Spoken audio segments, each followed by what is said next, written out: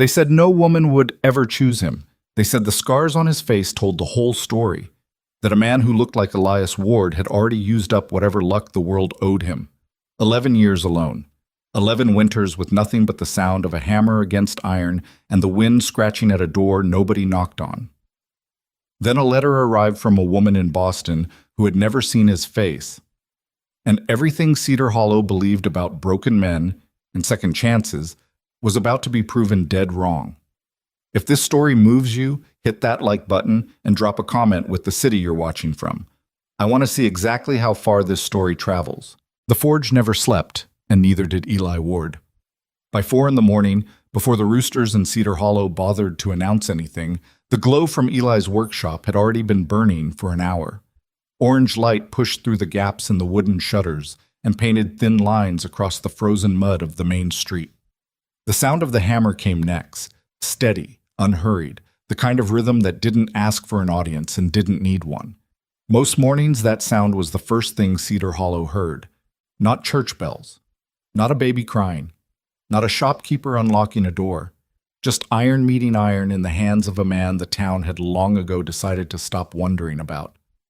Elias Ward was 38 years old, and he had been doing this. The solitude, the pre-dawn fire, the work that left no room for thought. For 11 years. The scar started above his left brow and pulled downward in a wide, uneven path across his cheek, stopping just short of his jaw. It wasn't subtle. It never had been. The skin there was pulled tight and pale in some places, darkened and rough in others, the permanent record of a fire that had nearly taken everything from him. People in town had grown so accustomed to looking slightly past him when they spoke, aiming their eyes at his shoulder or at some point just over his right ear, that they probably didn't even notice they were doing it anymore. Eli noticed. He always noticed. But he had stopped expecting anything different a long time ago. Cedar Hollow, Montana was the kind of town that formed opinions the way rivers carved canyons, slowly, constantly, and without any particular intention of stopping. By the time Eli had returned from the fire with half his face changed forever, the opinion had already begun forming. It hardened over the years into something almost geological. He was the blacksmith, he was scarred, he was alone. Those 3 facts existed in Cedar Hollow as naturally as the mountains at the edge of the valley, and nobody questioned them any more than they questioned the mountains. He needed the work. He did the work. He came home to a house with 1 chair at the table and a wood stove that kept the cold out of the room, but not out of the walls. And that, the town had decided, was simply his life. Well, the morning the letter arrived, Eli was finishing a set of horseshoes for Dale Pruitt's old mare, the one with the bad left front foot that had been giving her trouble since September. The post rider, a 17-year-old boy named Tommy Fitch, who smelled permanently of horse leather and bad decisions, appeared in the doorway of the forge holding a single envelope like it was something that might bite him. "Got something for you," Tommy said, not stepping inside. He never stepped inside. "From back east, Boston postmark." Eli looked up from the shoe he was holding with the tongs. "Set it on the post." There was a wooden post just inside the door where Eli left payment and receipts and the occasional note from a customer with a complaint. Tommy placed the envelope there with exaggerated care, like he was completing some important civic duty, and then he was gone before Eli even set down his work. The letter sat there for 3 hours. Eli finished the horseshoes. He cooled them properly. He swept the floor around the anvil. He drank half a cup of coffee that had gone cold sometime around 7. He did all of this with the awareness of the envelope in his peripheral vision, the way you're always aware of a window in a dark room. He had written the advertisement in September. In a moment of weakness, he had not told a single person about. It had taken him 4 nights to get the words right, 4 nights of writing sentences and burning them in the stove because they sounded like a man listing his defects in descending order of severity. He hadn't wanted to do that. He'd wanted to write something honest, not dishonestly optimistic, not performatively humble, just honest. I am a blacksmith in Cedar Hollow, Montana. I own my home and my business. I am not a wealthy man. I have a scar on the left side of my face from a fire. I mention this because I would rather you know it now than be surprised. I am not looking for sympathy, and I am not offering any. I am looking for a woman who wants a quiet life, honest work, and a partner who will not disappoint her on purpose. I am 38. I have been alone for 11 years. I don't think I'm suited to being alone forever, but I understand if that changes nothing for you. He had mailed it at midnight, walking to the post office in the dark so nobody would see him do it, and then spent the following weeks convincing himself nothing would come of it, and he was fine with that. He was not fine with that. He opened the envelope standing at the workbench, still wearing his gloves, which meant he tore the corners slightly and had to work the letter out carefully. The handwriting was neat, but not precious. The kind of handwriting that suggested someone who'd learned it properly and then stopped thinking about it. Dear Mr. Ward, I have read your advertisement 3 times. I am not going to pretend that's because I was confused by it. I read it 3 times because it said something I haven't heard in a long while, which is nothing more and nothing less than the truth. My name is Clara Whitmore. I am 34 years old. I was married for 6 years to a man in Boston. He passed away 2 years ago. I won't say it was a tragedy because that would suggest I spent those 6 years being happy, which would not be accurate. I spent them being careful. There's a difference. I am not looking for romance.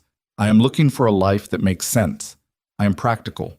I am not afraid of hard work, and I have been told I am stubborn, which is true enough that I didn't argue with the person who said it. If you are still interested in corresponding, I would like to continue.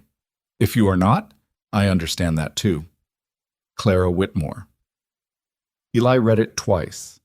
Then he set it down on the workbench, went back to the forge, and stood there for a long moment with his hands at his sides, and the fire crackling, and the town outside going about its ordinary morning.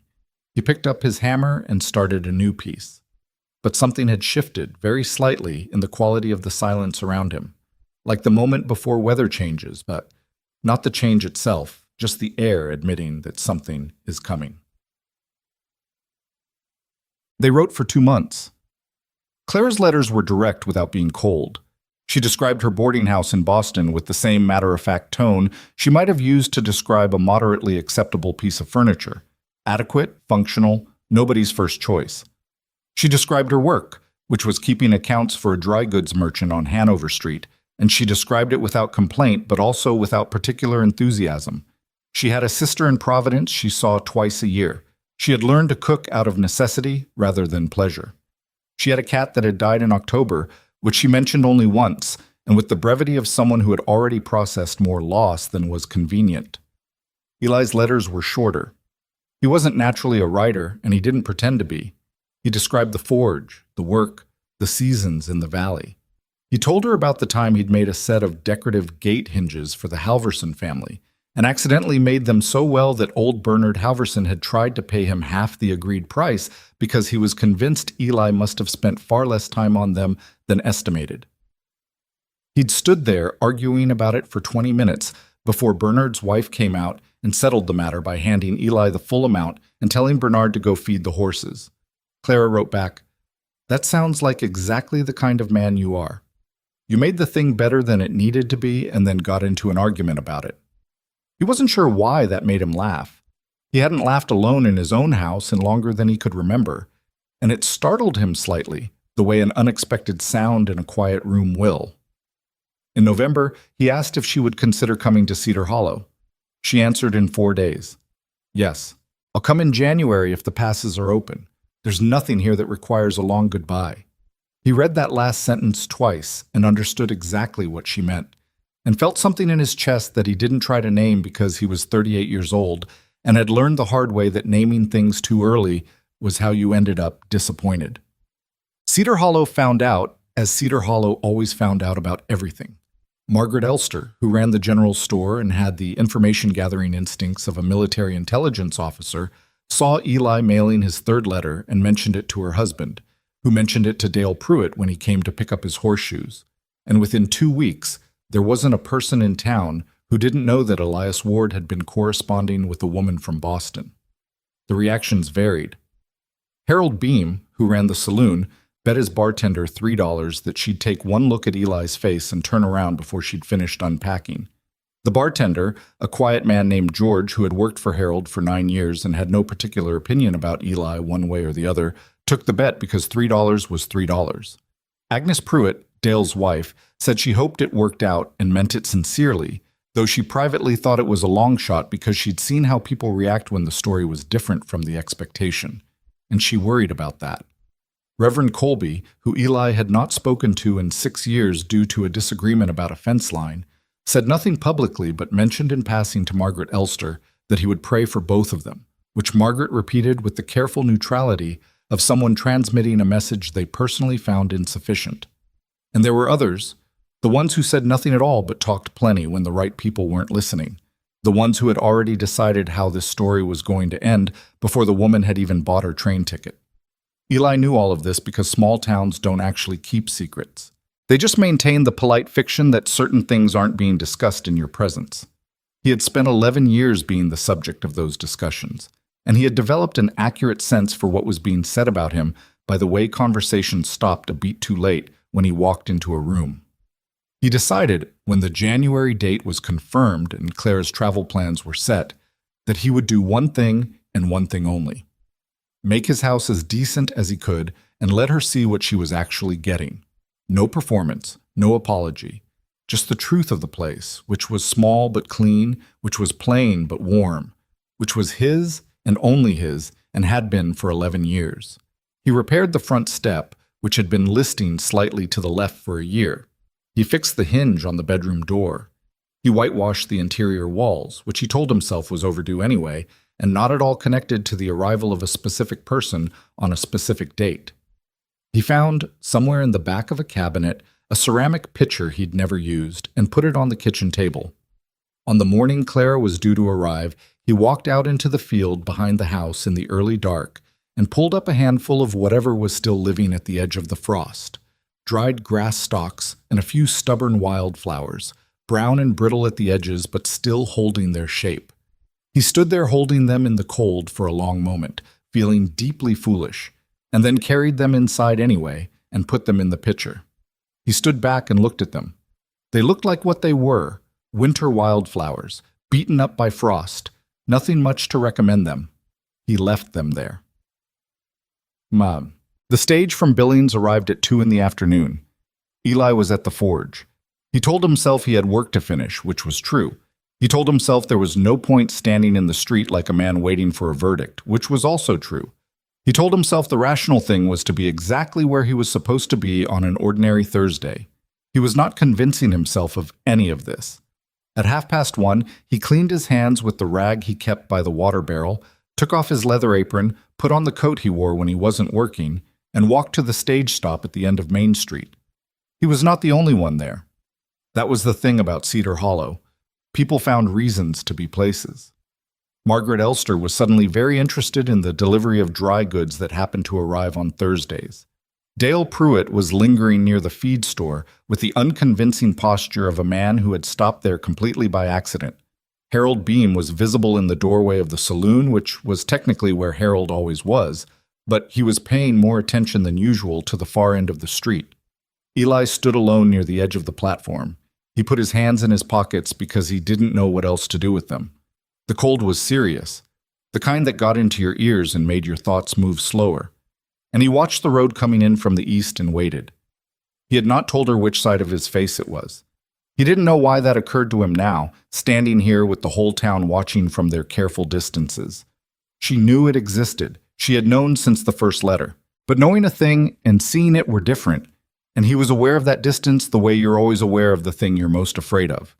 The stage appeared at the curve where the road came down out of the hills. By the time it pulled in, there were 11 people on or near that platform, every single one of them with reasons for being somewhere else. The driver climbed down first. A trunk was unloaded. 2 men Eli didn't recognize stepped out and walked toward the saloon without looking around. And then a woman came down the stage steps, holding the railing with one hand and carrying a small leather bag in the other. She was not what he'd imagined. He hadn't quite realized he'd been imagining anything until this moment, but he had, and she wasn't it.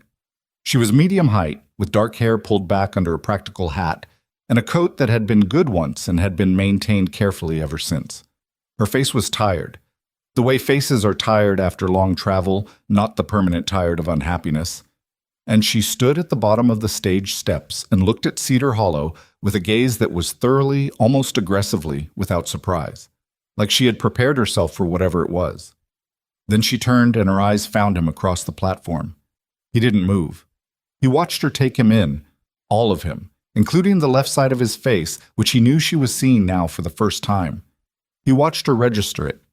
He watched her not flinch, not widen her eyes, not look away to collect herself. She just looked at him the way she'd looked at the town, with the steady, undeceived attention of someone who had already decided to see what was actually there. She walked toward him, not toward the general area where he was standing, toward him. Directly, without hesitation, crossing the platform in a straight line, while 11 pairs of eyes followed her from their careful, pretend accidental positions. She stopped in front of him. "Mr. Ward," she said. Her voice was even, a little lower than he'd expected. "Mrs. Whitmore," he said. "How was the journey?" "Long?" she said. "Cold in the passes." "There's coffee at the house," he said, if you want it." "I want it," she said. She shifted her bag to her other hand and waited, and after a moment he understood that she was waiting for him to take the bag, which he did, and they walked together down the platform and onto the street, while Cedar Hollow watched in a silence so complete that the creak of the stage driver resettling on his seat was the loudest thing in the world. Nobody said anything. Harold Beam watched them go from his saloon doorway and then went back inside and did not, at that time, say a word to his bartender about the $3 bet. Let's come. The house was warm when they got there. Eli had stoked the wood stove before leaving. Clara took off her coat and hat and hung them on the peg by the door. She looked around the front room, the clean floor, the whitewashed walls, the small table with the ceramic pitcher, and the frost-beaten wild flowers. She looked at those for a moment. "You got those today?" she said. It wasn't quite a question. "This morning," he said. She didn't say anything about them after that. She sat down at the table, and Eli poured the coffee, and they sat across from each other in the small, plain room that he had cleaned and whitewashed and tried to make decent. "It's a good house," she said. "It's small," he said. "I know what small is," she said. "Small is fine. Small is warm." He looked at her across the table. She was drinking the coffee with both hands wrapped around the cup, eyes down, and there was a quality to her stillness that he recognized. The stillness of someone who has learned to be very quiet and take up very little space and is not sure yet whether that habit is still necessary. He thought about the letter she had written in October, the one where she said she had spent 6 years being careful. He understood careful. He had been careful for 11 years. "The room on the right is yours," he said. "I cleared it out." "Thank you," she said. They sat there for a while longer with the wood stove ticking and the coffee getting colder and Cedar Hollow going on outside the window, and neither of them said anything particularly important, and that was all right.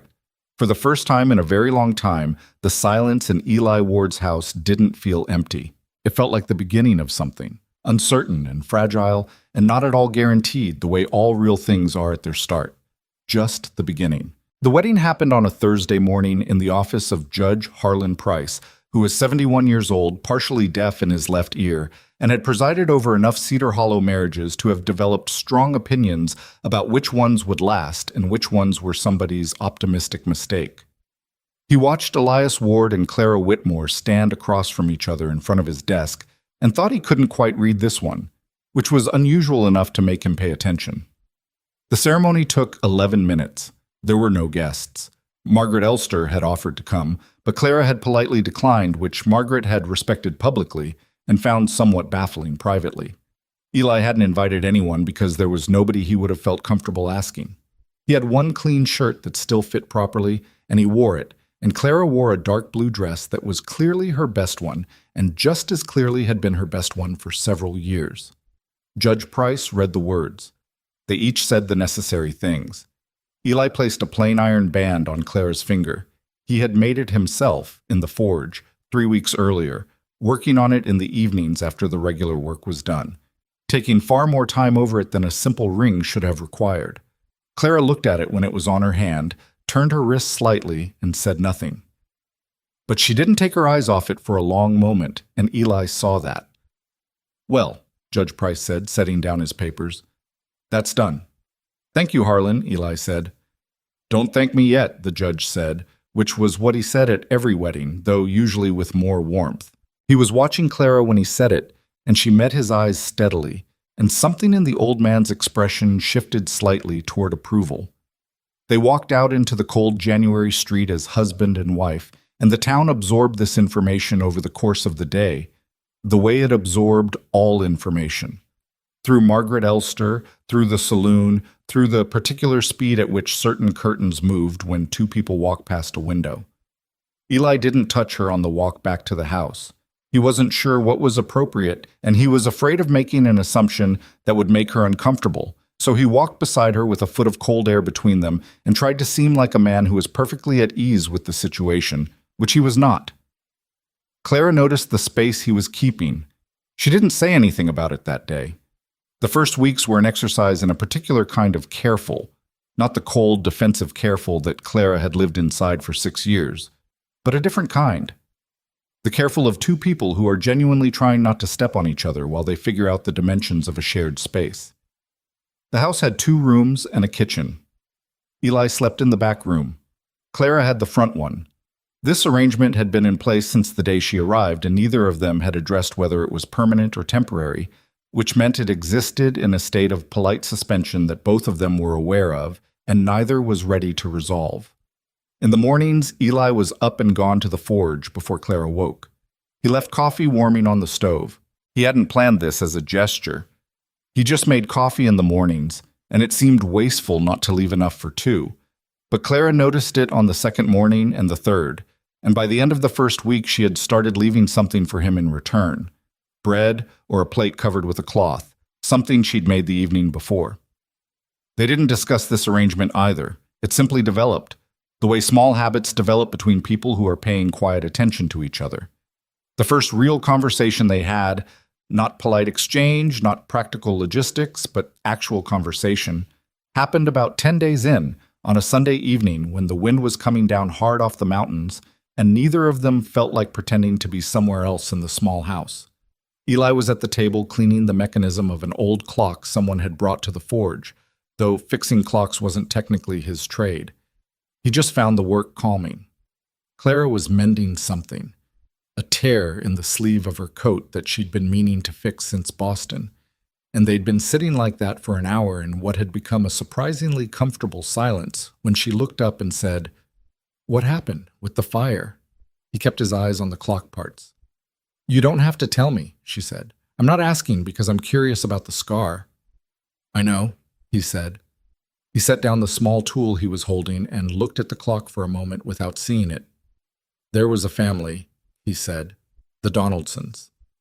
They had a place about 4 miles east of town back when I was 27. November.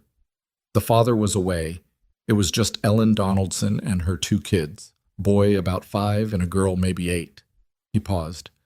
"The stovepipe failed. Caught the wall first, then the roof." Clara didn't say anything, which was the right thing. "I was riding past," he said. "Not for any particular reason, just coming back from delivering something." He picked up the small tool again, turned it in his fingers without using it. "I got the kids out. Ellen too, though she fought me on it. She was trying to get back in for something, I don't know what, some box she kept under the bed. I held on to her until she stopped trying." He set the tool down again. "The roof came down maybe 40 seconds after we cleared the door. Some of it came sideways. I was turned around wrong." He touched the left side of his face without seeming to realize he was doing it, then lowered his hand. "The Donaldsons moved to Billings the following spring," he said. "Ellen remarried a few years after. I don't know where they are now." "Did you stay in contact?" Clara asked. "For a while," he said. "The kids used to come by the forge sometimes. Then they moved, and that was that." Clara was quiet for a moment. Outside, the wind hit the side of the house, and the lamp on the table shivered slightly. "Do you resent it?" she asked. "What it cost you?" He thought about that honestly. "Some days," he said. "Not the way I used to. For a long time I was angry about the way people looked at me after. Or didn't look at me." He exhaled slowly. "You spend enough years being invisible, you start to wonder which is worse, being seen wrong or not being seen at all." Clara folded the mended sleeve flat and set it on her knee. Being seen wrong, she said, with a certainty that told him the answer wasn't theoretical for her either. He looked at her across the table. She looked back at him, not at the scar, not past it, just at him. And he felt something in that look that he didn't quite have language for. Not pity, not determination, something quieter than either. "I was seen wrong for 6 years," she said simply, and went back to her mending, and Eli went back to the clock, and that was that. But something had changed in the room. Some level of guardedness had been set down on the table between them and left there, and neither of them picked it back up. The town had theories about them, which was inevitable, and which they both understood. The general consensus, as best as Eli could decode it from the particular temperatures of people's greetings, was that Clara had either made a practical decision she would eventually regret, or that she was some variety of damaged herself, and that's why she'd come. The idea that she might have simply made a choice based on what she actually wanted, that the letter had told her something true about a man and she had responded to the truth of it, didn't seem to be a popular theory. Margaret Elster remained the notable exception. She came to the house in the 3rd week with a covered dish of something that smelled like onions and rosemary, and when Clara opened the door, Margaret looked at her with the direct, assessing gaze of a woman who had been reading people across a store counter for 30 years. "I wanted to bring something," Margaret said, "and I wanted to see for myself how you were getting on." "That's honest," Clara said. "I'm old enough to stop pretending otherwise," Margaret said. Clara let her in. They drank coffee, and Margaret stayed for an hour and a half, which was longer than she'd planned. She went home and told her husband that the woman was sharper than she looked, and that Eli Ward had more sense than most people gave him credit for, which was the closest Margaret Elster had come to sentimentality in years. The other approaches from town were less straightforward. Some of the women Clara encountered at the general store or the dry goods place were kind in the performative way that communicated concern disguised as warmth. "Oh, you must find it so quiet here after Boston." And Clara had enough experience with that particular register to navigate it without losing her patience, though sometimes only barely. She had learned in Boston that certain kinds of women asked questions that were actually statements and offered help that was actually surveillance, and she was not going to pretend otherwise. Eli saw how she handled it. He watched her in those early weeks, not conspicuously, just the way you watch someone when you're trying to understand how they move through a world that isn't always comfortable. He noticed she never complained about the town's opinions to him directly. She would come home from an errand with a particular set to her jaw, and she'd start doing something with her hands, kneading bread she didn't strictly need to make, scrubbing a pot that was already clean, and that was how he knew. "Who was it today?" he asked one evening in February, when she came in from the general store and went straight to the bread without taking her coat off first. She stopped, turned around. She hadn't expected that. "Agnes Pruitt," she said. She said she hoped I was finding it easy to adjust. 3 times, with that particular kind of smile. "Agnes means well," Eli said. "I know she does," Clara said. "That's the part that makes it harder." He nodded. He knew exactly what she meant. There was a version of pity that came from genuine kindness, and it was somehow more wearing than the hostile kind because you couldn't be properly angry at it. "Come sit down," he said. "I made something." She still had her coat on. "You made something." "I was experimenting," he said, with the defensive tone of a man who had clearly been doing more than experimenting. "It's soup. Don't expect much." It was, in fact, remarkably decent soup. Clara ate 2 bowls and told him it was adequate, which was what she said when something was good, and she didn't want to encourage overcorrection, and he filed that information away for later. These small exchanges accumulated over the weeks without them particularly noticing. The rhythm of the house developed its own logic. Clara took over the laundry because she had a system, and Eli's system involved more hoping than technique. Eli took over the woodpile without discussion because she'd mentioned once, casually, that splitting wood made her wrist ache where she'd broken it years ago, and he'd simply started making sure it was always stocked before she needed it. They discovered they both woke too early and neither particularly minded, which made the mornings easier. What was harder was the evenings. Not unpleasant, just charged with something unspoken that got heavier the longer it went unaddressed. They were married. They were living as 2 people sharing a small house very carefully, and neither of them had brought it up because they were both, in their different ways, afraid that addressing it directly would damage something that was right now genuinely working. It was in this context that Rose Carter appeared in their lives. She showed up at the forge on a Wednesday afternoon in late February. A 9-year-old girl with a practical face, 2 big boots, and a broken iron hinge she was carrying in both hands like it was something valuable, which to her it apparently was. Eli was at the anvil when she came in. He looked at her. She looked at him, at his face, at the scar, with the frank scientific interest of a child who hadn't yet learned that looking was rude. "That's from a fire," she said. It wasn't a question. "Yes," he said. "Does it hurt still?" "Not anymore." She seemed to accept this. "My hinge is broken," she said, holding it out. He took it and looked at it. A simple gate hinge, bent at a bad angle, probably from someone leaning on it. "Where do you live?" "The Carter's place," she said. "Except Mrs. Carter said I should stop calling it that since Mr. Carter left. But I don't know what else to call it." He understood then that she was in the situation he suspected she was in, passed between households, belonging to none of them exactly, in the particular limbo that some children ended up in when adults' lives fell apart around them. "I can fix this," he said. "I have 4 cents, she said immediately, with the dignity of someone who has learned that charity has a cost and is prepared to pay it. 4 cents is fine, he said, which was a lie since 4 cents was nothing for even the smallest forge work. But there was no version of this conversation where he was going to tell her that. He fixed the hinge while she watched. She didn't talk constantly the way some children did. She watched him work with the same quiet attention he used when he was trying to understand how something was made. When he handed it back to her, she examined it the way he had. "How'd you do that?" she said. "Heat and pressure," he said. "Most broken things just need the right amount of both." She looked at him with the expression of a child who suspects an adult has said something that means more than it appears to. "I'll be back," she said, and left. She was back on Friday. This time she didn't bring anything broken. She just appeared in the doorway of the forge and watched him work. And Eli, who had not had an audience before and would have said he didn't want one, found that he didn't actually mind. She asked questions when she had them and was quiet when she didn't, and after about an hour she said, "Can you make animals?"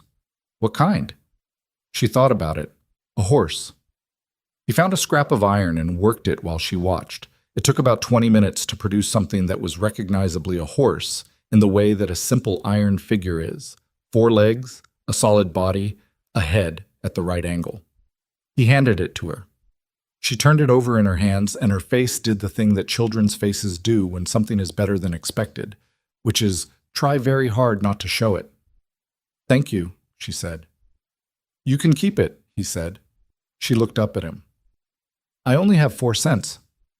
"The 4 cents was for the hinge," he said. "The horse is different." She put it in her coat pocket and left, and Eli went back to his work, and it was one of the better afternoons he'd had in a while without knowing quite why.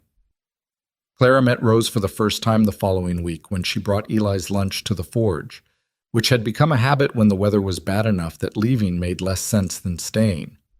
She found the girl sitting on the bench inside the door, watching Eli work with the same still attention as before. "Who's this?" Clara asked Eli. "Rose Carter," Rose said, answering for herself with the confidence of a child who had stopped waiting to be introduced. "Who are you?" "His wife," Clara said. Rose looked at her with that frank child's appraisal. "Are you from here?" "Boston." "Is that far?" "Very." Rose considered this. "Why'd you come here, then?" Clara set down the lunch and looked at the girl directly. "Because he asked," she said simply. Rose turned and looked at Eli and then back at Clara and seemed to find this answer satisfactory, in a way that the adults of Cedar Hollow, with all their theories and careful implications, had never quite managed. "Okay," she said. Clara sat down on the other end of the bench, and they watched Eli work together for a while, in the particular companionable silence that had started to define most things in the forge. And something in Clara settled quietly in her chest watching the girl watch her husband move around the anvil, focused and sure-handed, and entirely himself in a way he wasn't always, outside. This, Clara thought, this is what they don't see. She had been watching him for almost 2 months. She had watched him do the work of the forge, which he did with a concentration that bordered on devotion. She had watched him with the few people who sought him out with some measure of genuine regard, Judge Price sometimes, old Margaret Elster. She had watched him in the evenings when he thought she was reading, when he sat with whatever mechanical thing he was fiddling with in his face, without an audience, relaxed into something much younger than 38. She had watched him avoid looking at his reflection in windows. She had watched him, in the moments when the town's opinions pressed in, a poorly concealed reaction on someone's face, a conversation that stopped too abruptly, collect himself with the practiced efficiency of someone who has learned to absorb small injuries quickly because the alternative is to stop functioning. And she had been trying to figure out how to say something about all of this without it sounding like pity, because she understood, in a way that most people around her seemed not to, the difference between seeing someone and pitying them. The first was what she wanted to offer him. The second was what she refused to. It was Rose, inadvertently, who gave her the opening. One afternoon in early March, Rose arrived at the house rather than the forge. Eli had given her the address because she'd wanted somewhere to return the iron horse he'd made her so she could ask him to make it a companion, which Clara had found both logical and quietly heartbreaking. Clara was home alone when Rose knocked. She let her in, made her hot cocoa because it was that kind of day, and they sat at the kitchen table, and Rose said, while turning the iron horse over in her hands, "People in town say he's scary." Clara looked at her. "What do you think?" "I think they're stupid," Rose said, with the simplicity of a child who hadn't yet learned to be politic. "He's not scary, he's just quiet." "Yes," Clara said. "The scar is from helping people," Rose said. "You can just tell." Clara looked at this 9-year-old girl who had arrived from nowhere and looked at the man her husband was without needing any particular effort, and something cracked open slightly in the middle of her chest. "Yes," she said. "You're right." "So why doesn't he know that?" Rose asked. It was the simplest and the most devastating question, and Clara didn't have an answer that was good enough for it, so she said, "I'm working on it," which was true. That evening, after Rose had gone and the dinner was done and they were sitting at the table again, the clock half repaired at Eli's elbow, Clara with a book she wasn't quite reading, she said, "Rose came by today." "I know," he said. "She told me she wants a companion for the horse, wants a dog." "Can you do a dog in iron?" "Probably." Silence for a moment. "She said something," Clara said. He waited. "She said you're not scary. She said you're just quiet." Clara set the book face down on the table. "She also asked why you don't know that your scar is from helping people." Eli looked at the clock. "She's 9, he said. "She's smarter than most of the adults in this town," Clara said. "And she looks at you and she sees what's actually there." He didn't answer. "I see it too," Clara said. "I want you to know that. Not because I'm your wife and that's what a wife says, because it's what I see when I look at you. And I'm not someone who says things I don't mean." He turned the small tool over in his fingers. "I know you're not," he said finally. "Then let me mean it," she said. He looked at her across the table.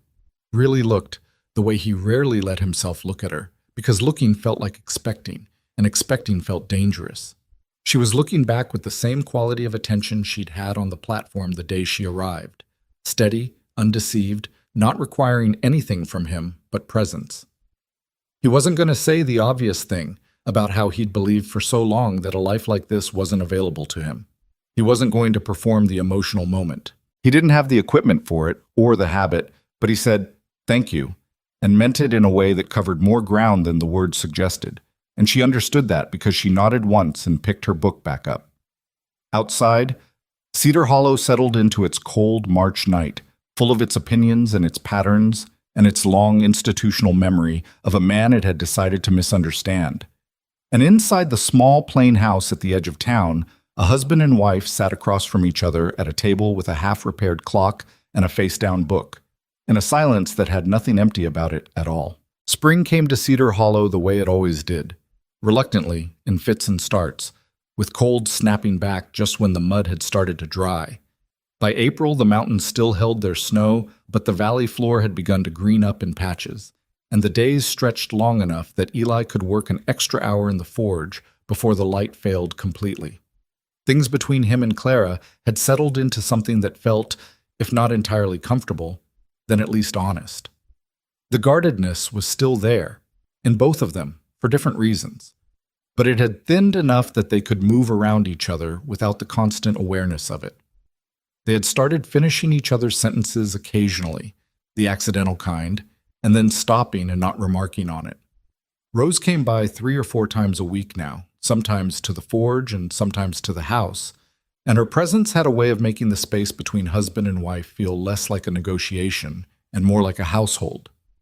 The iron dog had been completed in late March, a compact, solid little figure with its ears forward, which Rose had declared perfect with the critical satisfaction of someone who had known exactly what she wanted and was pleased to find it delivered.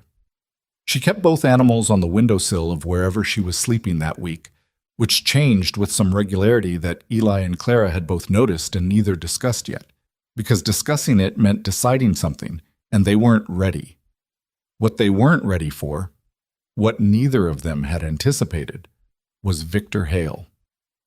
Eli had dealt with Hale before. Most businesses in Cedar Hollow had dealt with Hale at some point, because Hale owned the largest cattle operation in the county and conducted his business affairs with the specific arrogance of a man who has never once had a consequence arrive that he couldn't sidestep or purchase his way around. He was 54, broad through the shoulders and wide in the jaw, and he wore his money the way certain men wear it. Not in the clothes exactly, but in the way he moved through spaces, as though the air had an obligation to get out of his way. He'd had work done at the forge twice before, both times ranch equipment, both times Eli had completed the work properly, and both times Hale had paid. Late, and with the particular slowness of a man making clear that the payment was a favor, rather than an obligation. Eli had noted this and said nothing about it because the amounts had not been significant enough to justify the confrontation that noting it would have required. The amount this time was significant. Hale had commissioned a full set of custom ironwork for a new barn he was building on his east property, reinforced door brackets, a custom hinge system for the main gate, and 12 decorative fence posts that his wife had specifically requested because she'd seen similar work in a catalog from back east and decided she wanted the same. Eli had spent 6 weeks on it. The iron posts alone had taken most of the last 3, each one requiring individual attention because the decorative element was not simple and couldn't be rushed without showing it. The total agreed price was $42. Hale arrived at the forge on a Tuesday morning in the 3rd week of April with 2 of his ranch hands behind him. Not working hands, Eli noticed. The kind of men Hale brought when he wanted an audience or a backdrop. Eli was at the anvil when they came in. He finished the piece he was working on before he set down his hammer because stopping mid-work was how you ruined iron, and he wasn't going to ruin iron for Victor Hale's dramatic timing. "Ward?" Hale said. "Hale," Eli said. He picked up his watercloth and wiped his hands. "I've got your order ready. Everything's in the back." "I came to discuss the price," Hale said. Eli looked at him steadily. "The price was agreed in November." "Things change," Hale said. He said it with the easy confidence of a man announcing a fact rather than making an argument. "I've had some expenses. The posts, my wife changed her mind about the design. I don't think the work reflects what she originally wanted." "Your wife came here in January and approved the design," Eli said. "I have it written down." "She was being polite," Hale said. "She didn't want to embarrass you." One of the ranch hands shifted his weight. The other looked at the ceiling. "I'll take 30 for the lot," Hale said. "That's fair given the circumstances." Eli set the watercloth on the workbench. "No," he said. The word landed in the forge with a flatness that was different from anger, quieter than anger, and somehow more absolute. Hale's expression didn't change exactly, but something behind it did. He wasn't accustomed to that word from people who depended on his business. "I'd think carefully about that answer," Hale said. "I've thought about it," Eli said. $42 was the agreed price. The work is done and it's correct. I'll have it loaded when you're ready to take it." Hale looked at him for a long moment. Then his gaze traveled, as it always did eventually, to the left side of Eli's face. Not quickly, but with the deliberate quality of someone reaching for a tool they know is there. "You know," Hale said. "I've always wondered what kind of woman ends up out here with a man like you, whether she came because she wanted to or because there wasn't anything better available."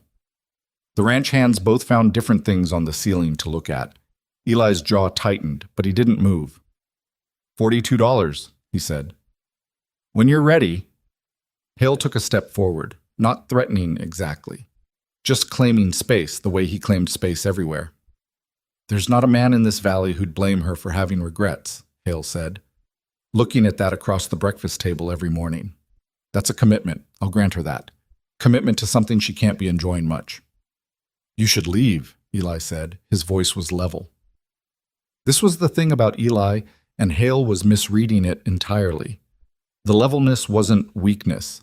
It was the levelness of a man who has absorbed enough damage that he's learned where the line is and knows exactly when someone has crossed it and is deciding what to do about it. "I'll leave when I've said what I came to say," Hale said. $30, Ward. "Take it or find yourself with no business from the Hale operation going forward.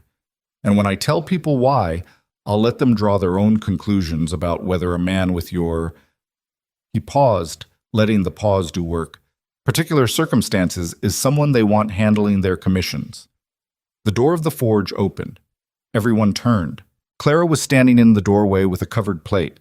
She'd been bringing Eli lunch, as had become her habit, and she had clearly been there long enough to hear at least the last of it, because her face had the particular quality it got when she was angry and containing it, which Eli had seen twice before and which was not a peaceful expression. She stepped inside. Hale looked at her with the slight recalibration of a man who has been caught saying something he didn't expect to be heard, followed immediately by the recalibration of a man who has decided it doesn't matter. "Mrs. Ward," he said, and his tone managed to suggest both greeting and condescension in the same two words. Clara set the plate on the bench by the door without taking her eyes off Hale. "I heard what you said," she told him. "Then you'll know I'm having a business discussion with your husband," Hale said. I'd suggest you stop talking for a moment," Clara said. Something in her voice, not loud, not theatrical, stopped him. It was the voice of someone who has decided, cleanly and completely, that they are done being careful. She took 2 steps toward him. She was not a large woman, and he was a big man, and it didn't matter even slightly. "My husband made you $42 worth of ironwork in 6 weeks, she said. "Your wife approved the design in writing in January. I know because I was there and I watched her do it." She paused. "You came here today planning to cheat him. And when that didn't work, you decided to use his face to make him feel like a man who doesn't deserve to push back." Hale opened his mouth. "I'm not finished," Clara said. He closed it. "That scar," she said, and her voice didn't waver, "is from a fire 11 years ago. A family 4 miles east of town, mother and 2 children, stovepipe failed, roof going up. He pulled all 3 of them out. The roof came down while he was still inside." The forge was very quiet. "He didn't get a medal," Clara said. "He didn't get a thank you that lasted more than a season. What he got was this town deciding that what happened to his face was more important than what he'd done with it." She looked at Hale with an expression that had nothing aggressive in it, which somehow made it worse. "You just tried to use that against him to get out of paying a fair price for honest work. That's what kind of man you are. And I think you should consider very carefully whether that's the version of this story you want going around Cedar Hollow." The ranch hand nearest the door had developed a strong interest in the floor. Hale's face had gone a particular color that landed somewhere between red and the color of old brick. $42, Clara said. "Today." The silence stretched. Outside, someone was crossing the street, boots on packed dirt, completely unaware of what was happening inside the forge. Hale reached into his coat. He counted out the money. Not 42, but because he was the kind of man who couldn't quite stand to lose completely, he tried once more. He held out 38 and looked at Eli with an expression that was about as close to apologetic as his face was capable of. "I misspoke," Hale said. "Earlier, about your wife." He said it to Eli, not to Clara, which was itself a statement about how he thought the world was organized. Eli looked at the money. He looked at Hale. 42, he said. Another beat, and then Hale counted out the remaining $4, with the stiffness of a man paying a toll at a gate he expected to be open. He left without taking the ironwork. His hands would come back for it later, which they did, quietly, in the afternoon, without incident. When Hale and his men had cleared the door, the forge settled back into its ordinary sounds. The pop of cooling metal, the wind against the walls, the faint noise of the street. Eli looked at Clara. She had her arms crossed over her chest, not defensively, but with the posture of someone coming down from something, the physical equivalent of a slow exhale. "You didn't have to do that," he said. "I know," she said. "I would have handled it." "You were handling it," she said. "I just finished it." He looked at her for a long moment. Then he said, "How long were you in the doorway?" "Long enough," she said. He nodded slowly. He walked to the bench and picked up his hammer, not to use it, just to have something in his hand. "Everything you told him," he said. "About the fire. I've never—" He stopped. "You've never told people," she said. "No." "Then someone should," she said simply. He set the hammer down. His throat moved. "Clara," he said. "Don't," she said, but not unkindly. "I'm not trying to embarrass you. I'm just—" She picked up the plate she'd set down. "I'm tired of watching people be wrong about you. It takes energy I don't have to spare." He almost smiled. Almost. What he didn't know, and what Clara didn't know yet, was that the forge had not been empty when all of this happened. Tommy Fitch, the postwriter, had come by to pick up a repaired piece of equipment and had arrived right as Hale began talking, had stood outside the half-open side window hearing everything, and had made the choice. Not a malicious one, simply the choice of a 17-year-old who found himself in possession of a significant story, to tell Dale Pruitt about it when he dropped off the mail that afternoon. Dale told Agnes. Agnes told Margaret Elster. And Margaret Elster, who had spent 30 years at that counter absorbing Cedar Hollow's information and releasing it with surgical precision, decided that this particular story needed to move faster and wider than usual.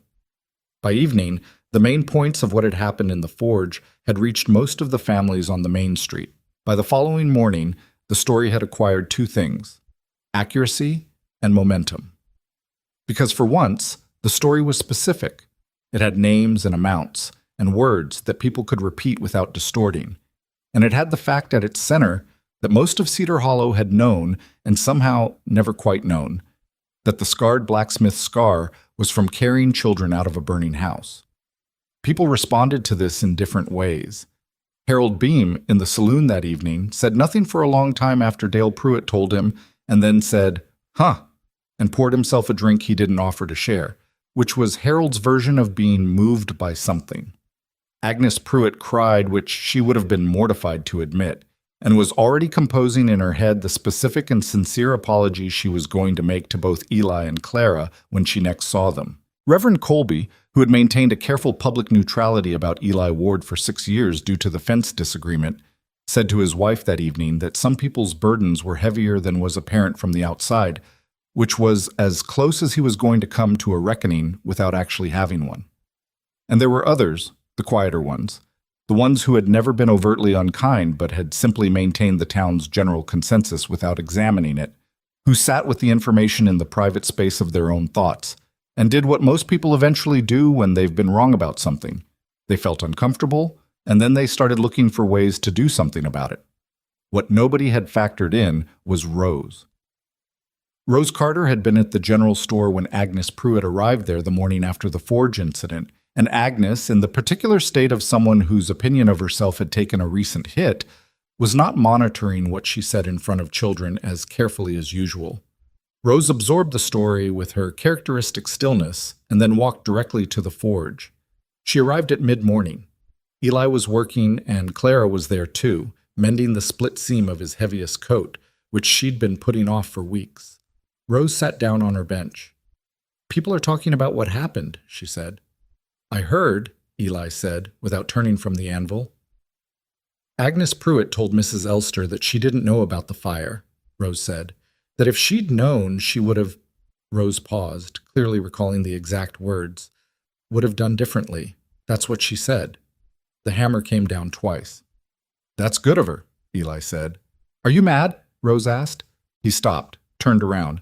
looked at this 9-year-old girl who had been asking him direct questions since February, and for some reason he'd never once considered not answering.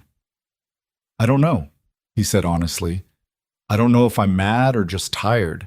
Sometimes those feel like the same thing." Rose considered this. "My teacher says being tired of something means you cared about it for too long without anything changing." Clara looked up from the coat. Eli looked at Rose. "Your teacher might be right," he said. "She's pretty smart," Rose agreed, "for an adult." Clara made a sound that was not quite a laugh, and Eli felt the corner of his mouth do the thing it did sometimes now. Not a full smile, more like the suggestion of one. And Rose looked between the two of them with the private satisfaction of someone who has said the right thing without being entirely sure what it was. What changed in Cedar Hollow after that week didn't change overnight. That was the honest version of it. Not a sudden reversal, not a transformation that arrived complete and whole. It was more gradual than that, and more awkward, because the town had to absorb not just new information about Eli, but also the fact that they had held the old information for a long time without questioning it. The first shift came from the direction Eli least expected. It was Dan Mercer, who ran the hardware store and had lived 3 doors down from the forge for the entire 11 years and had never once come inside. He appeared one Friday morning while Eli was opening up, carrying 2 cups of coffee from the restaurant across the street, and held one out without much ceremony. "Thought you might want one," Dan said. Eli looked at the cup. "Thanks," he said. Dan stayed for about 10 minutes, mostly talking about the weather and whether the spring would hold. He didn't apologize or explain or make any reference to anything, which was its own kind of statement. He just stood there in the doorway of the forge like a neighbor standing in a doorway, which was what he was and what he had not been before. And then he left and came back the following Friday, and the one after that. There were other small gestures in those weeks. Some of them meant more than others.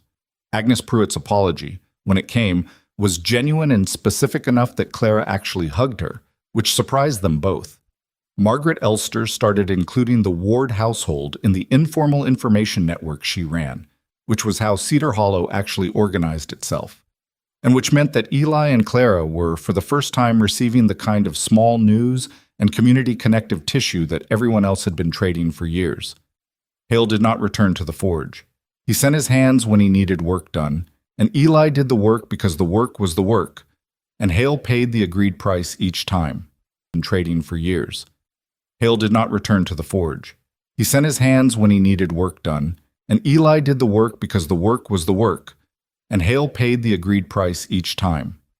They had reached a functional arrangement that was not friendship and was not resolution, but was at least honest about what it was, which Eli could live with.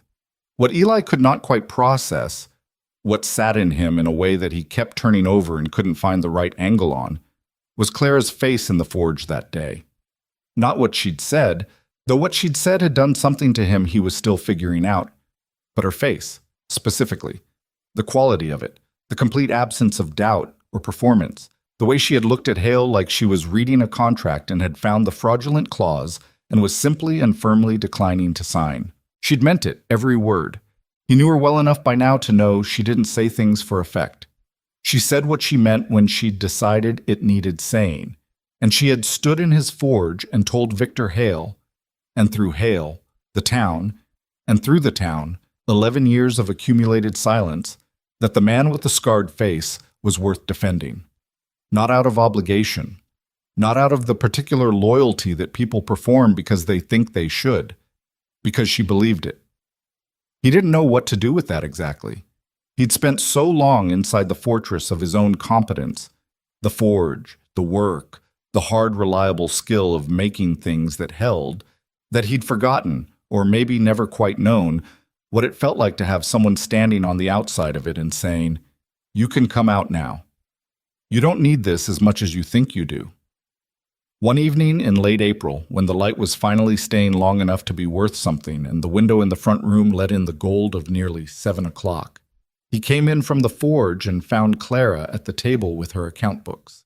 She had taken on bookkeeping work for 2 businesses in town because she was Clara and doing nothing with her particular brain was not something she was built for. He washed up. She didn't look up from the accounts. "You know what Rose said to me today?" she said, without preamble. He sat down. What? She said she thinks we should let her sleep in the storeroom. He looked at her. Clara was still looking at her books, but the corner of her mouth was doing something. She asked you that? He said. She asked me it like it was a practical solution to a logistical problem, Clara said. Very businesslike.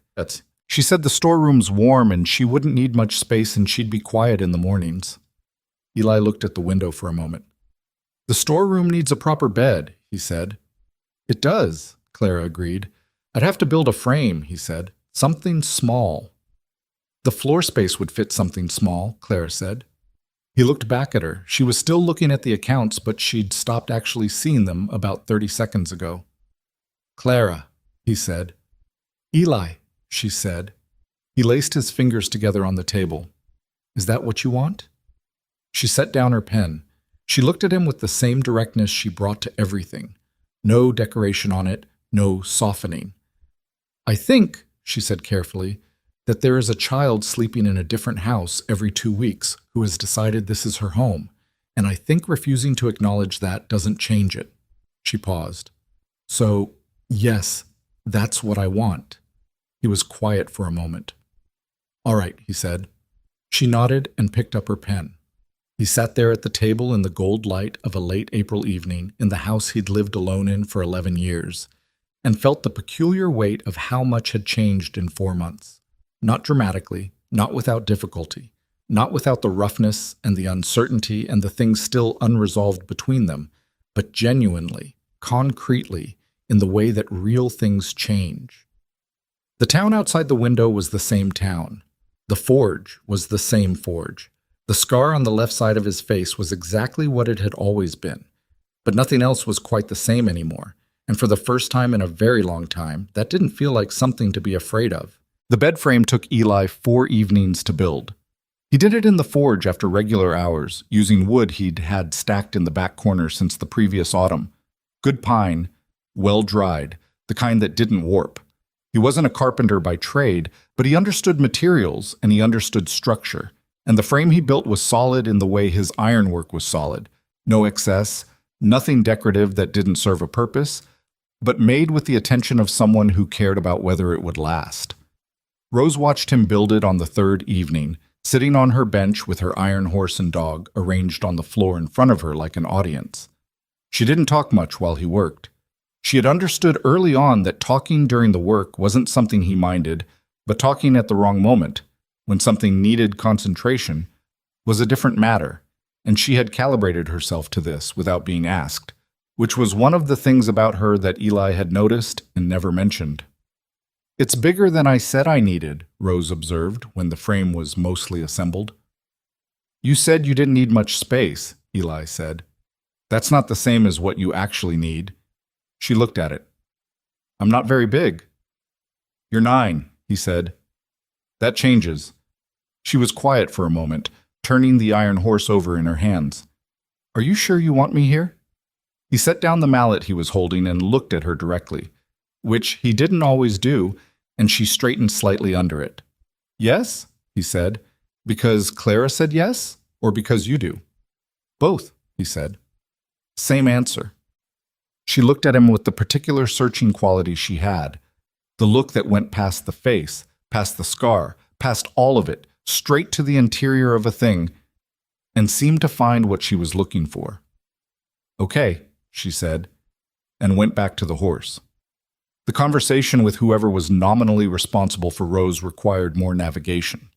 The woman she'd been staying with most recently was a widow named Frances Holt, who was not unkind but was also 63 and tired and had been managing Rose's presence in her household with the energy of someone doing an obligation rather than making a choice. When Clara came to talk to her, Frances listened with the expression of someone trying to determine whether an offer was real before she let herself feel relieved by it. She's not formally placed with me, Frances said. There's nothing legal about it. She just ended up here. I know, Clara said. We're not trying to make this complicated. We just want her to have somewhere that's actually hers. Frances looked at her hands for a moment. She's a good girl, she said. She doesn't complain. She helps without being asked. She paused. She never talks about her parents. Not once in the 3 months she was here. I know, Clara said again. I worried about that, Francis said, whether that was healthy, whether I should be pushing her to talk about it. I don't think pushing is the right tool for Rose, Clara said. Francis let out a breath that had some relief in it. No, she said. I don't think it is either. The arrangement was settled without paperwork. Cedar Hollow was not the kind of town that moved quickly through official channels for the informal structures people built to hold each other up, and nobody involved felt the need to make it more complicated than it was. Rose moved her things to the Ward house on a Saturday in early May, and her things turned out to be a canvas bag with 2 changes of clothes, a tin of buttons she'd collected from various places for reasons she didn't explain, and a folded piece of paper she put immediately under the mattress of the new bed without offering any information about what was on it. Eli and Clara did not ask. The house adjusted to 3 people in it with more ease than Eli had expected. He'd been alone for so long that he'd assumed sharing space with anyone would require constant effort, and marriage had shown him that it required some effort, but less than he'd feared, and Rose's presence turned out to add to the household rather than complicate it in ways he hadn't anticipated. She was tidy in the way of someone who has learned that leaving things in other people's spaces creates problems. She was self-sufficient in the mornings. She did her work. The school primer she carried everywhere. The sums she practiced in a notebook with the focused seriousness of someone who understood that competence was the best insurance against the world's uncertainty, without being told to. What she also did, without apparently meaning to, was make Eli and Clara talk to each other more, not because she forced it, but because a child in a house creates a continuous low current of necessary communication. Did she eat? Did she sleep? Did something happen at school today? And that current, over weeks, wore down some of the remaining formality between them. They started speaking to each other in the natural shorthand of people who shared a life, and they were both aware of this shift happening without quite naming it. May in Cedar Hollow was the best month. The valley was fully green by mid-month, and the light came in at an angle in the late afternoon that made even ordinary things look considered. The forge work picked up with the season, fencing repairs, equipment for the spring planting, a commission for the new hotel being built on the east end of Main Street that would keep Eli busy through June. The change in town was real, even if it moved slowly and unevenly. Dan Mercer's Friday morning coffee had become a genuine habit. He and Eli were not friends exactly. They were 2 reserved men who had discovered they could be in proximity without effort, which is its own kind of compatibility. But Mercer had started occasionally sending work Eli's way when customers came into the hardware store with metalwork needs, which was worth more than friendship in practical terms. Agnes Pruitt had made good on her internal promise. She appeared one afternoon with a pie and a speech she'd clearly been working on, which she delivered with the slightly stiff delivery of someone who had rehearsed but not over-rehearsed, and then stood there waiting with the expression of someone prepared to be told it wasn't enough. Eli had accepted the pie. He hadn't told her the apology wasn't necessary, because it was necessary, and saying otherwise would have been the kind of false graciousness that helps no one. But he'd thanked her, and meant it, and Agnes had gone home with the specific relief of someone who has set down a weight they've been carrying since April.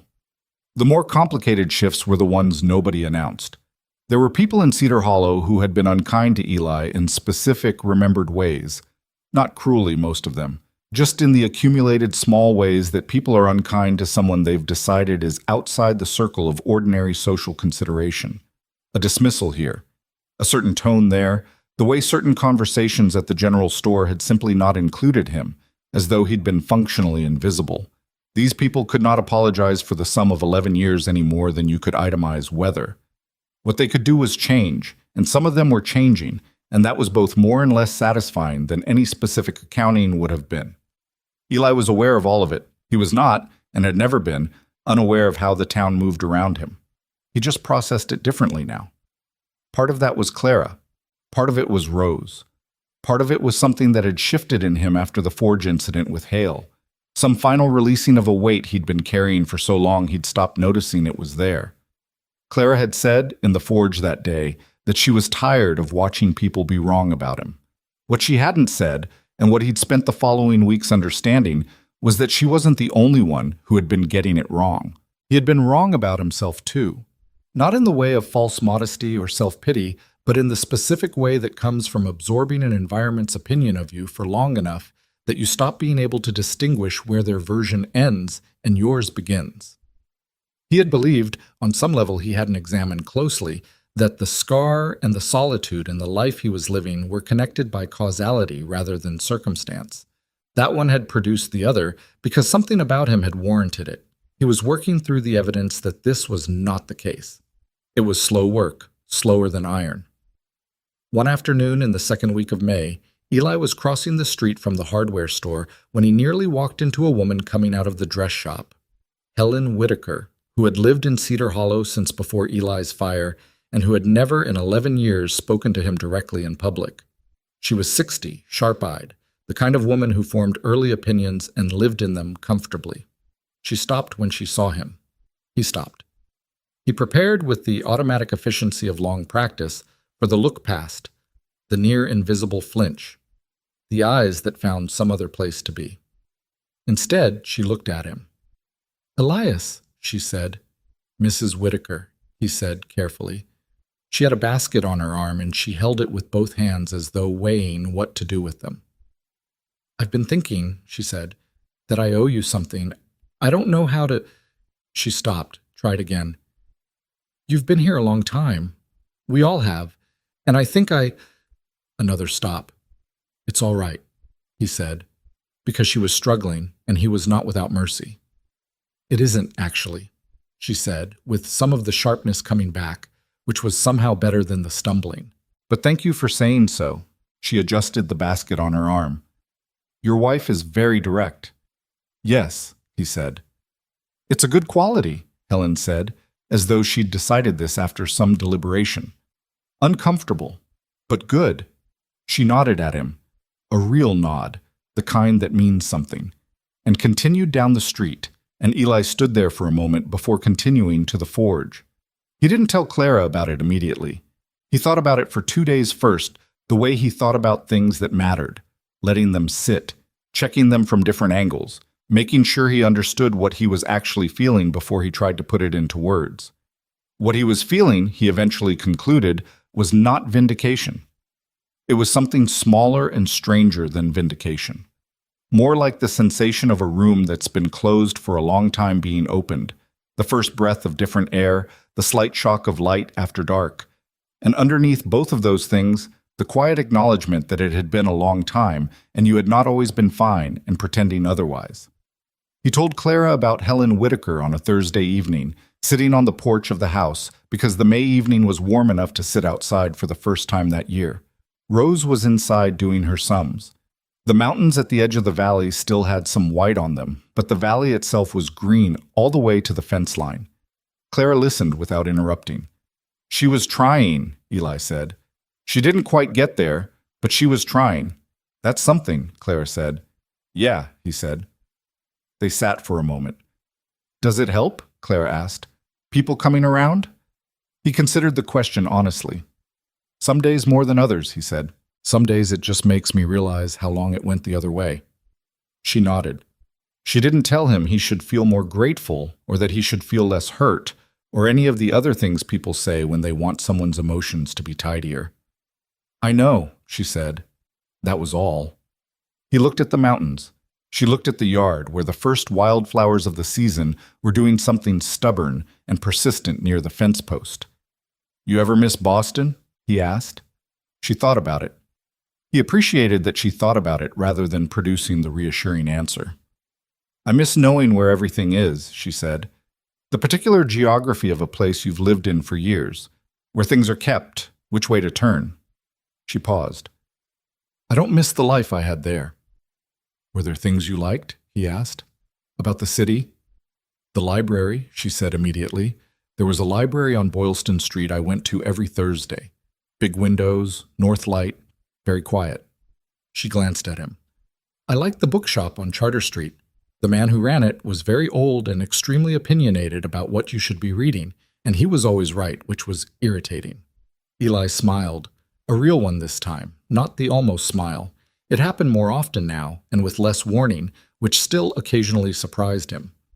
"I could build shelves," he said, "in the front room, if you wanted to start a collection here." She looked at him. That's not a small project, she said. No, he agreed. You're already building half the new hotel, she said. Not all at once, he said.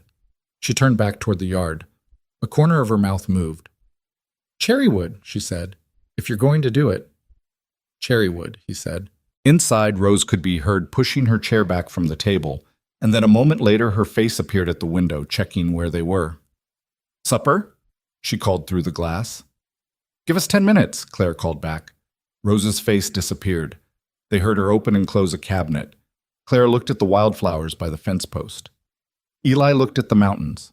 The evening settled around them in the way of evenings in May, when the dark takes a long time to come and the light seems unwilling to give up the day.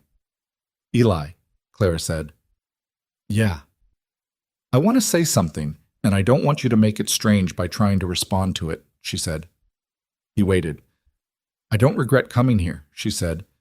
I want that to be said plainly, not to reassure you, not because I think you need to hear it tonight, just because it's true and it should be on record somewhere.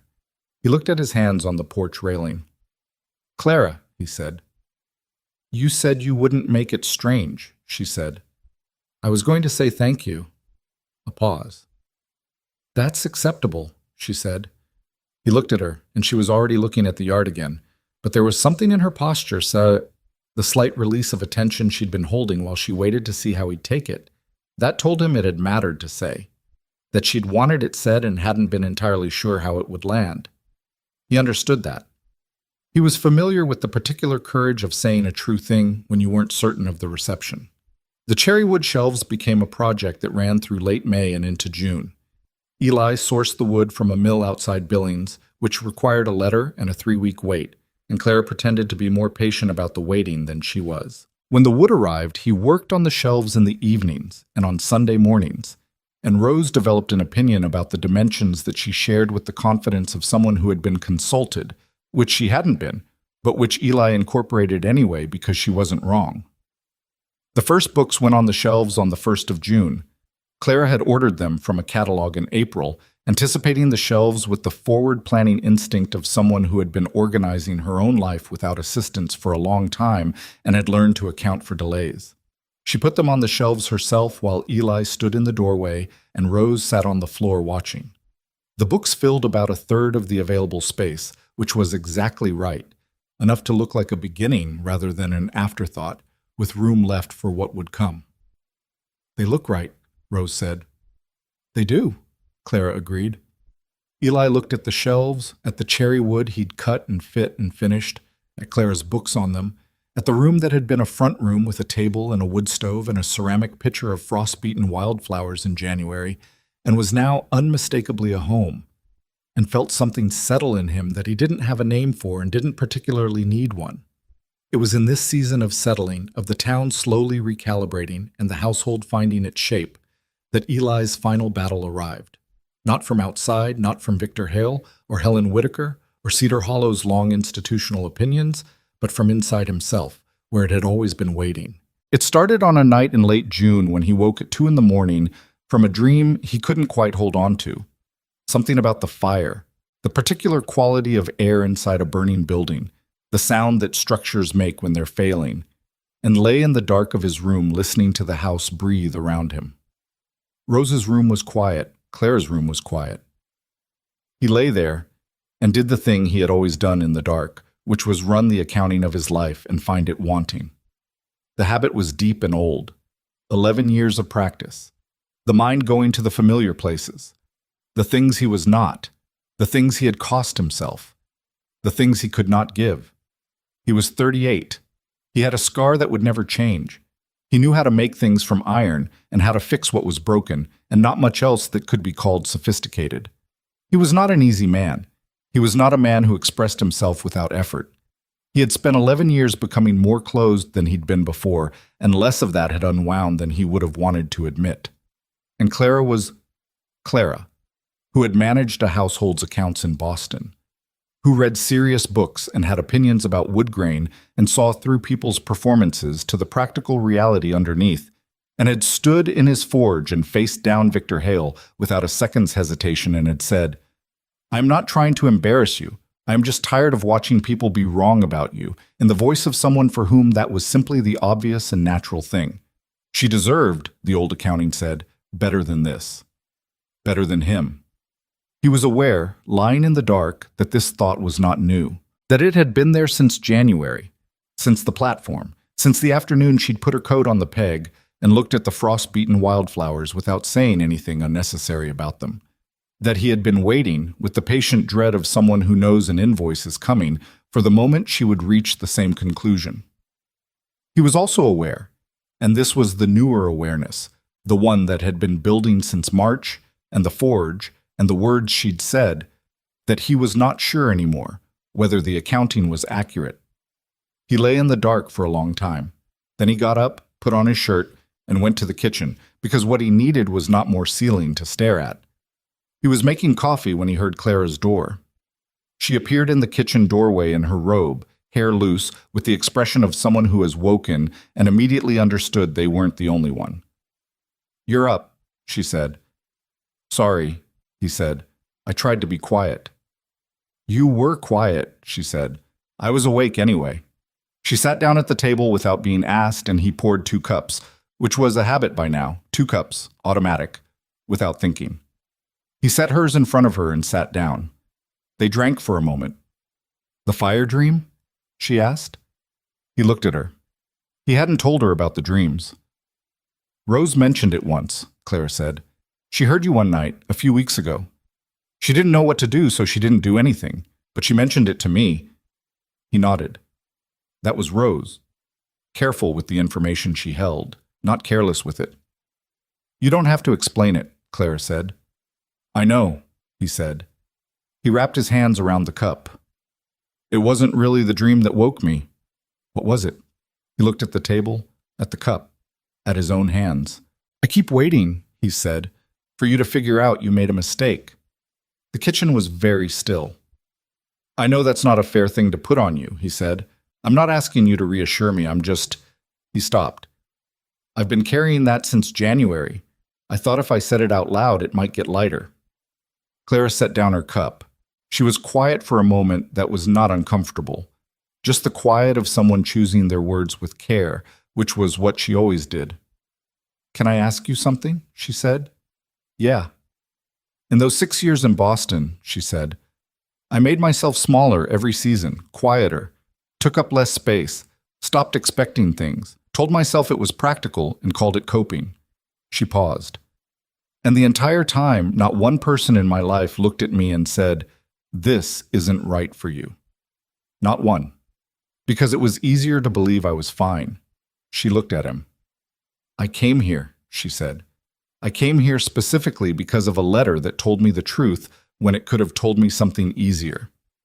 I came because the man who wrote it thought I deserved to know exactly what I was getting." She folded her hands on the table. "And you've been sitting here for 6 months believing that the man who wrote that letter, who built me shelves out of cherry wood and leaves coffee on the stove before I'm awake, and fixed a hinge for a 9-year-old girl and charged her 4 cents for it, is the one who made a mistake." He didn't say anything. "I don't say things I don't mean, Eli," she said. "You know that by now."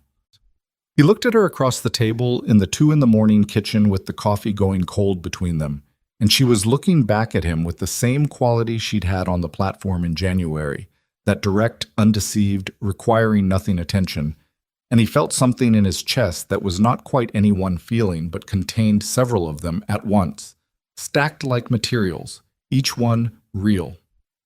"Yeah," he said. "I know that." She picked up her cup again. "The accounting you run on yourself," she said after a moment. "I'd like you to consider the possibility that it's been wrong for a long time." "I'm considering it," he said. "Good," she said. "Consider it faster." He looked at her. She was looking into her cup, but the corner of her mouth was doing the thing he had come to watch for. The thing that was not quite a smile and was better than one. "Clara," he said. "Thank you," he said, "for all of it, the forge and what you said, and this." She looked up. "You'd do the same," she said simply. And he understood, sitting there, that she meant it. That somewhere in the 6 months since January she had arrived at the same conclusion about him that he hadn't yet arrived at about himself. That she trusted him with the same completeness she was asking him to extend to her. He was still working on it. But for the first time in 11 years of darkness, in the 2 a.m. kitchen that smelled like coffee and pine, and the particular warm dust of a house being fully lived in, the accounting felt like something that could change. Summer arrived in Cedar Hollow the way it always did, without asking permission, all at once, turning the valley floor from green to gold in the space of 2 weeks and pushing the temperature high enough that the forge became a serious commitment by 10 in the morning. Eli adjusted to the heat the way he adjusted to everything, methodically, without complaint, starting earlier and finishing the heaviest work before noon. He'd been doing it for 11 years, and his body knew the rhythm even when the rest of him was preoccupied with other things. And that summer, there was more than the usual amount of other things to be preoccupied with. The hotel commission kept him busy through June and into July. It was the largest single job he'd taken since moving to Cedar Hollow. 47 individual iron pieces, some structural, some decorative, all of them requiring a level of precision that left little room for distraction. He worked through it steadily, and the owner of the hotel, a businessman from Billings named Arthur Crane, who had no particular prior opinion of Eli and therefore no old opinion to revise, came by the forge twice to check on progress, and both times left satisfied without making it complicated. "You do good work," Crane told him on the second visit, with the blunt assessment of a man who had paid for enough work in his life to know the difference. "I'm going to tell people that." "I appreciate it," Eli said. "I mean it practically," Crane said. "I've got 2 more properties I'm developing in the valley. I'd like to talk to you about those when this one's done." Eli looked at him. "All right," he said. It was not a dramatic conversation, no ceremony to it. But he walked home that evening with the particular, almost foreign sensation of a future that had just gotten larger without him engineering it, and he sat down at the supper table and Clara looked at his face and said, "Something happened." "Crane wants more work after the hotel," he said. She set down the spoon she was holding. "How much more?" "2 more properties. He didn't say the numbers yet." She was quiet for a moment, doing the practical arithmetic in her head that he'd come to recognize. "That's significant," she said. "Yeah," he said. Rose looked between them. "Is that good?" "Yes," they both said at the same moment, which surprised all 3 of them. Rose went back to her supper with the small, private satisfaction of a child who has witnessed something between adults that she understands is important without knowing all the details, and filed it away. What the Crane Commission meant, and what Eli spent several evenings in July working through with Clara at the kitchen table, her account books open, his pencil moving through numbers he was less comfortable with than iron, was that the calculus of their life together was changing. Not immediately, not without work, but the direction was different than it had been in January. In January, there had been the forge, the regular town work, enough to live on if you were careful. Now there was the possibility of enough to do something with, which was a different kind of enough entirely. Clara had her own income from the bookkeeping work, which she had quietly expanded to 3 businesses over the spring without making a production of it, because that was how Clara operated. She identified a problem and solved it, and mentioned it when it was done rather than when it was in progress. The combination of their 2 incomes, modest as each was separately, had given the household a stability that Eli had not had alone and hadn't expected to find this quickly. "We could think about the property east of town," Clara said one evening, her finger on a number in the book. "The Mercer land. Dan said his cousin is looking to sell the back 40. Eli looked at where her finger was. "That's more land than we need." "Now," she said. He looked at her. "Rose is going to need space," she said practically. "If she stays." "When she stays," he said, and heard himself say it, and felt the thing in his chest that happened now sometimes, the particular weight of a future you're actually going to live in. "When she stays," Clara agreed, without comment on the correction. He bought the land in August. The transaction happened in Judge Price's office with less ceremony than the wedding had, which was appropriate. It was a practical decision, a 40-acre parcel of decent grassland with a reliable creek running through the east corner, and Eli signed the papers with the careful signature of a man who doesn't sign things often and treats each one accordingly. Dan Mercer, whose cousin had owned the land, shook his hand afterward on the street outside. It was a real handshake, the kind where both people are paying attention to it. And Eli met his eyes and held them, which a year ago he would not have done easily. "Good piece of land," Dan said. "I know it," Eli said. It was a small exchange. Nothing about it was historic. But standing on that street in August with the deed in his coat pocket, Eli understood something about what the land meant beyond the practical. It was a statement about permanence, about intention, about a man deciding, in writing, that he was going to be somewhere for a long time and that he was not going to apologize for taking up the space. He had been in Cedar Hollow for 11 years before that, but he had never quite been planted in it until now. The first hard frost of autumn came in late September and announced itself by killing the last of the wildflowers along the fence line, which had been holding on with the stubborn persistence Clara had noted since June. She found them that morning when she went out to check the condition of the garden they'd started in May. A practical garden, vegetables mostly, though Rose had added a row of something flowering near the edge that she'd planted from seeds she'd found somewhere and which had produced a thin line of orange blooms all summer. The blooms were gone now. Clara stood looking at the frost-killed garden for a moment and then went inside and made breakfast. Rose came down still half asleep, which was her morning state, and sat at the table with the compressed silence of someone who needed 10 minutes before they were available for conversation. Clara had learned this about her in May and no longer attempted to talk during it, which was a relief to everyone. Eli was already gone. Forge, 4:30, unchanging regardless of season. "The orange flowers died," Rose said, after her 10 minutes and half a cup of coffee, which she'd started drinking weak and sweet sometime in June, because Clara drank it and Rose quietly took up most of the habits of the people she lived with. "They'll come back in spring," Clara said. "You can plant them again." "I didn't plant them the first time," Rose said. "I found the seeds." "Then you'll find more seeds," Clara said. Rose thought about this. "What if I can't find the same ones?" "Then you find different ones," Clara said. "The fence line still gets blooms either way."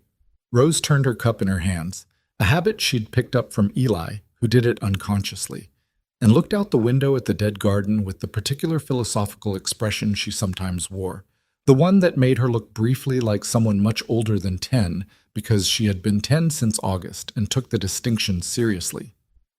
"Clara," she said. "Are we staying here?" Rose asked. "Like, for a long time? Not just this winter?" Clara looked at her directly. "Yes," she said. "How do you know?" "Because we bought land," Clara said. "People don't buy land somewhere they're planning to leave." Rose absorbed this. "Eli bought it." "We both signed," Clara said, which wasn't legally precise but was true in every way that mattered, and Rose understood the distinction. "Okay," Rose said, and finished her coffee. It was that kind of morning, ordinary in its details, significant in the accumulation of them, which was how most of the important things in that house happened. Not in moments of declaration, but in the steady, daily layering of a life being built by people who had all, in different ways and for different reasons, stopped believing a life like this was available to them. The autumn brought other things alongside the frost. Arthur Crane came back in October with the paperwork for the next commission, which was larger than the hotel job and would carry Eli through the following spring. They negotiated the terms at the Forge, which had become the default location for Eli's business conversations in a way it hadn't been before.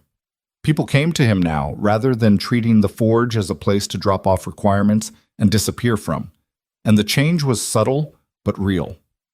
Crane brought his foreman this time, a man named Bill Ochoa, who had an engineer's eye and spent 30 minutes examining everything in the Forge with unconcealed professional interest before arriving at a series of technical questions that Eli answered directly, and the foreman went from skeptical to satisfied with a speed that Eli recognized as genuine rather than polite. "He's the real thing," Ochoa told Crane, within Eli's hearing, with the complete indifference to tact of a man who considers facts to be neutral. Crane looked at Eli. "I know," he said. November brought the first snow and the first anniversary of Clara's arrival, which neither of them had planned to mark and both of them were aware of. It fell on a Thursday. Eli remembered because the previous year the letter from Judge Price's office about the land had arrived on a Thursday, and he'd connected the two dates in the way the mind connects things that matter. He came home from the forge at the usual time. Clara was at the table with her account books, which was also usual.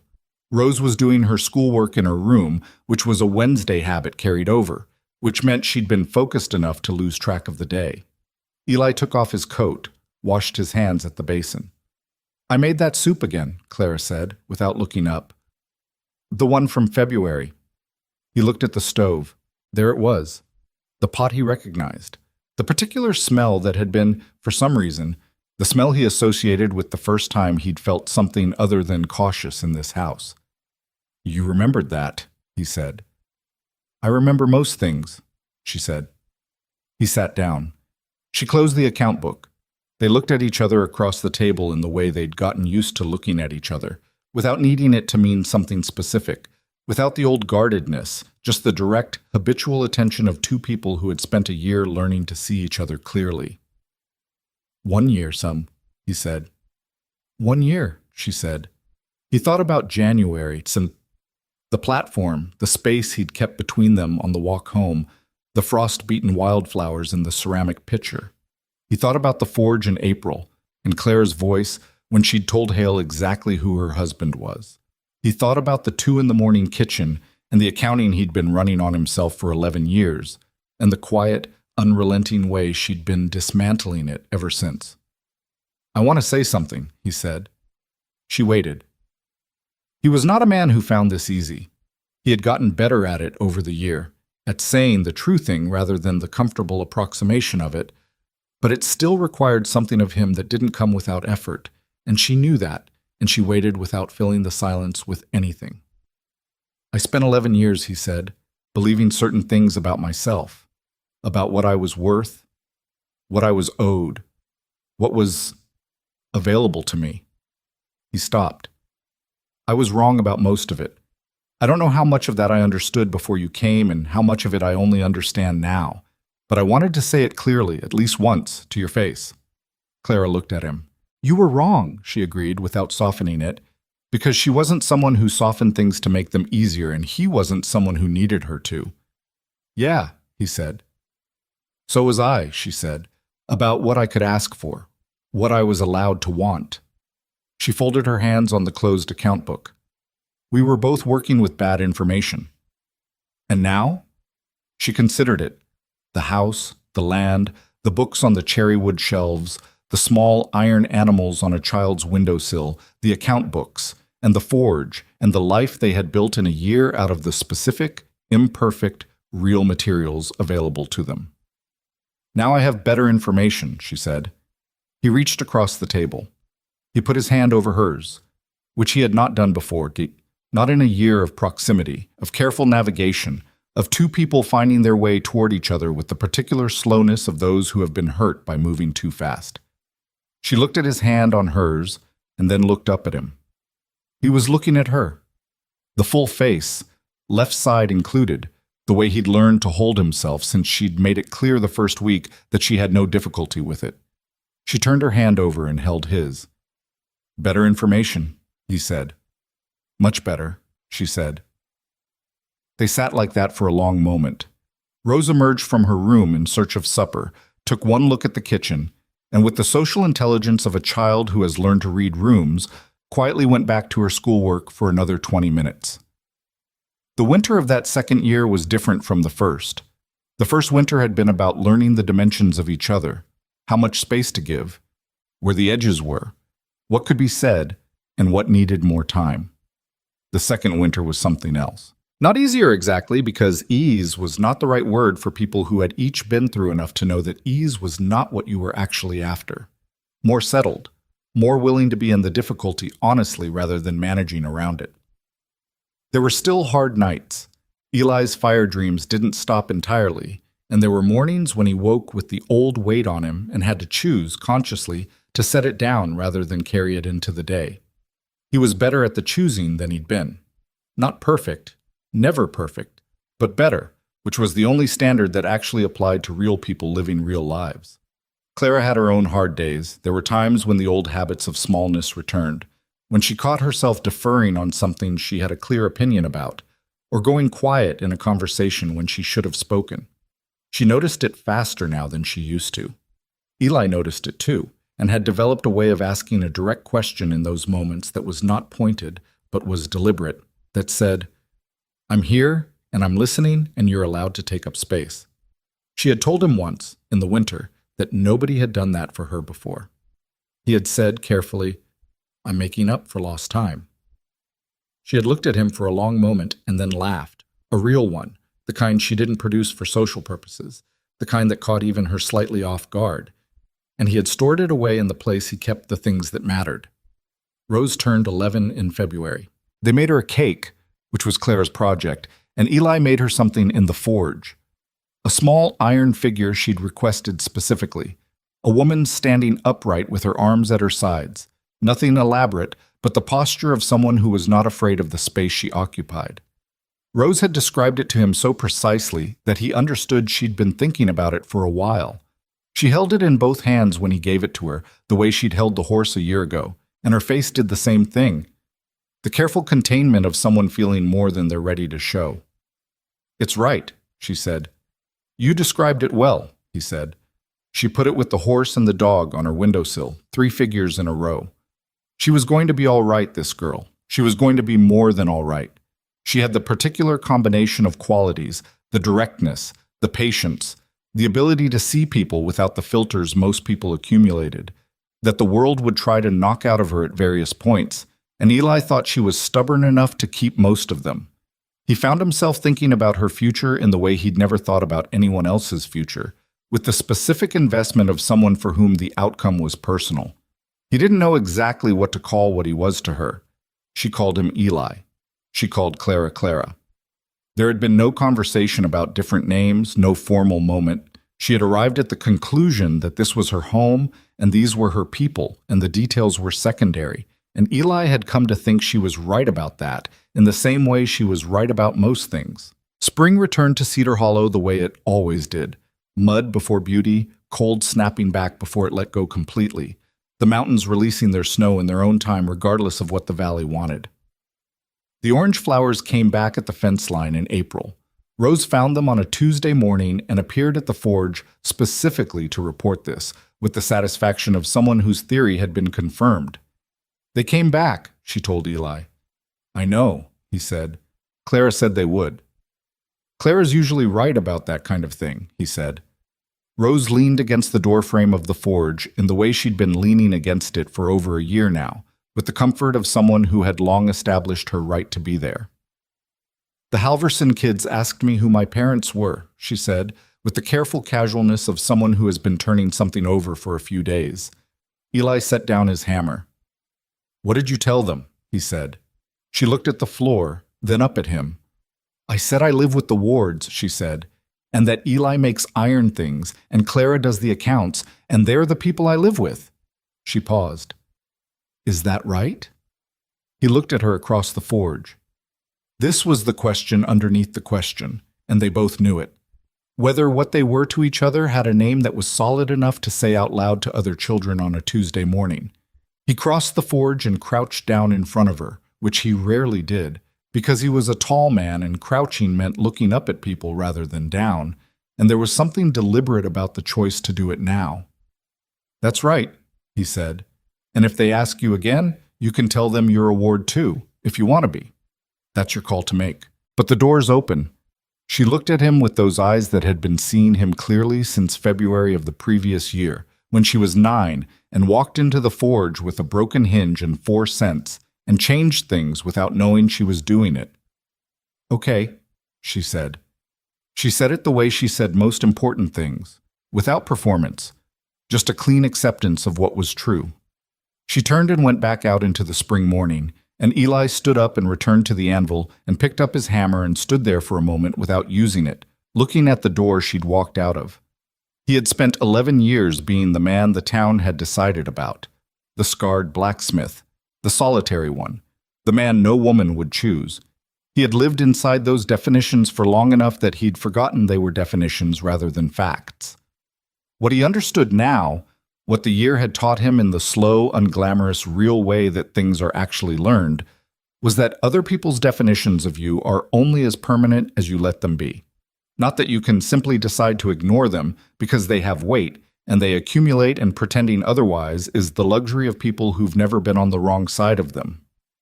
But that they are not the final word. That there is always, if you're willing to do the work and bear the discomfort of it, the possibility of a different accounting. The forge was the same forge, the scar was the same scar. But the man standing in it was not the same man who had mailed an honest letter at midnight a year and a half ago, hoping and not hoping for an answer, walking in the dark so nobody would see him try. He had tried. Someone had answered, and everything that came after, the careful beginning, the hard conversations, the forge and hail, and the 2 a.m. kitchen, the land and the cherrywood shelves and the iron figures on a child's windowsill, all of it was the consequence of 2 people who had been broken in different ways, deciding, quietly and without ceremony, to try being honest with each other and see what held. What held was more than either of them had calculated. Cedar Hollow remembered Elias Ward, in the years that followed, as many things. The man who built half the ironwork in the new hotel, the man who ran toward a burning building when he was 27 and never mentioned it himself, not once, in 11 years. The man whose wife had stood in the forge and told Victor Hale the truth with the calm certainty of someone who had measured the situation and found the math simple. The man who made iron horses for children. The man who bought 40 acres east of town and planted something there that grew. They had believed once, quietly, collectively, with the comfortable cruelty of a community that had simply stopped looking, that no woman would ever choose him.